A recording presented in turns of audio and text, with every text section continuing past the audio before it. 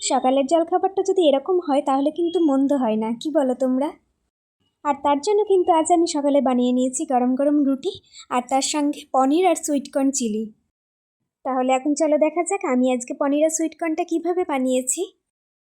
আর আজ কিন্তু পনিরটা বানানোর আগে আমি রুটিগুলো করে নিয়েছি। দেখো রুটিগুলো কি সুন্দর ভালো ফুলছে। আগে কিন্তু আমি একদম রুটি করতে পারতাম না, না আটাটা ভালো করে মাখতে পারতাম না, বেলতে পারতাম না, কিন্তু সেঁকতে পারতাম। আর ছোট থেকেই কিন্তু মা বলতো মেয়েরা সব পারে। আর দেখো তার সঙ্গে সঙ্গে কিন্তু সংসারে থাকতে থাকতে আমি রুটি করাটাও শিখে গেছি। আর এখন কিন্তু প্রত্যেকটা রুটি বেশ ফোলা ফোলা হয় আর ভীষণ নরমও হয়। ব্যাস এখন কিন্তু আমার রুটিগুলো ফটাফট তৈরি করা হয়ে গেল। তাহলে এখন চলো পনিরটা বানিয়ে নিই। তার জন্য দেখো আমি একটা প্লেটের মধ্যে ছোট ছোট টুকরো করে পনির কেটে নিয়েছি, একটু কাঁচা লঙ্কা কুচি, একটু রসুন কুচি, পেঁয়াজ কুচি, অল্প একটু সুইটকর্ন নিয়েছি, আর নিয়েছি অল্প একটু ক্যাপসিকাম কুচি। আর এখানে কিন্তু আমি পেঁয়াজটা দুরকমভাবে কেটেছি, একটা মিহি করে কুচিয়েছি আর একটা একটু মোটা মোটা করে কুচিয়ে নিয়েছি। অন্যদিকে কিন্তু গ্যাস ওভেনের মধ্যে আমি একটা ফ্রাইং প্যান বসিয়ে নিয়েছি আর তার মধ্যে দিয়ে দিলাম অল্প পরিমাণে সাদা তেল। আর তেলটা বেশ গরম হতে এর মধ্যে আমি দিয়ে দিলাম রসুন কুচিটা। রসুন আর কাঁচা লঙ্কা দুটো আমি একসঙ্গে দিয়ে দেবো। এখন কিন্তু কাঁচা লঙ্কাটা রসুনটা 20 থেকে 30 সেকেন্ডের জন্য ভাজা হয়ে গেলে এর মধ্যে আমি দিয়ে দেবো মিহি করে কুচিয়ে রাখা পেঁয়াজগুলো। এখানে আমার সমস্ত পেঁয়াজ কুচিটা দেওয়া হয়ে গেলে সব উপকরণগুলো কিন্তু আমি খুব ভালো করে মিক্স করে নেব। এখন কিন্তু গ্যাসের ফ্লেমটা কমিয়ে দিয়ে মিহি করে কুচিয়ে রাখা পেঁয়াজগুলো 1 থেকে 1.5 মিনিটের জন্য ভালো করে ভেজে নেব।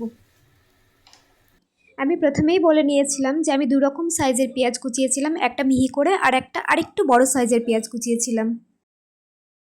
এই পেঁয়াজটা ভাজা হয়ে গেলে আমি এর মধ্যে দিয়ে দিলাম একটু বড় সাইজে কেটে রাখা পেঁয়াজগুলো, আর এর মধ্যে দিয়ে দিলাম ক্যাপসিকামের কুচিগুলো।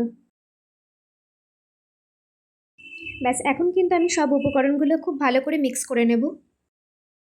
আর এর মধ্যে আমি অ্যাড করে নেব সামান্য একটু লবণ।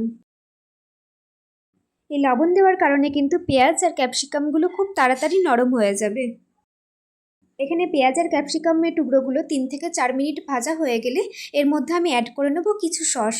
তার মধ্যে প্রথমেই দিয়ে দিলাম 1 চামচ আমি সয়া সস, আর নিলাম 1 চামচ রেড চিলি সস, আর নিয়ে নেব 2 চামচ টমেটো সস।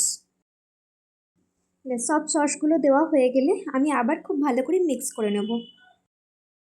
পনির আর এই সুইটকর্নের রেসিপিটা কিন্তু মাত্র 10 মিনিটেই বানিয়ে নেওয়া যায়, তোমরাও চাইলে একবার বাড়িতে ট্রাই করে দেখতে পারো। আর আমি অ্যাড করলাম এখানে সামান্য পরিমাণে সুইটকর্ন। আর তোমাদের কাছে যদি সুইটকর্ন না থাকে তাহলে কিন্তু তোমরা সুইটকর্নটা স্কিপ করতে পারো, আমার বাড়িতে ছিল তাই আমি অ্যাড করে নিলাম। তোমরা রেসিপিটা কিন্তু শুধু পনির দিয়েই বানিয়ে নিতে পারো। ব্যাস তারপরে আমি দিয়ে দিলাম অল্প একটু কুচিয়ে রাখা পনির।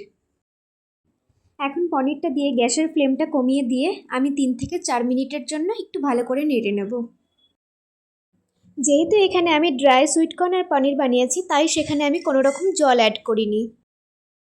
তোমরা যদি এর মধ্যে একটু গ্রেভি রাখতে চাও তাহলে কিন্তু জলের মধ্যে একটু কর্নফ্লাওয়ার গুলে সেই জলটা অ্যাড করে দিতে পারো।